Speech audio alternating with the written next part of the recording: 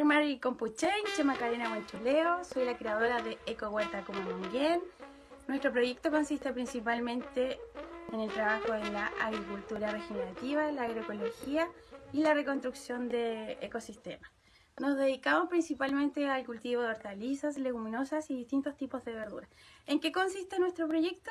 Nuestro trabajo en que usted pueda adquirir cada uno de nuestros productos, el cual se envía tipo listado a través de WhatsApp o nuestra página de Facebook o Huerta Comemonguén, en donde usted elige cada uno de los productos que necesita. Posterior a la cosecha armamos su cesta de verduras y entregamos el pedido a domicilio.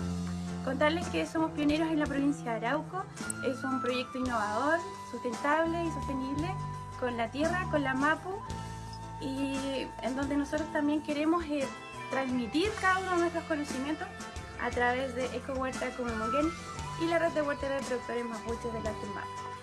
Quiñe, Ayufín, Tañicudao, Compuche, Chaltumán.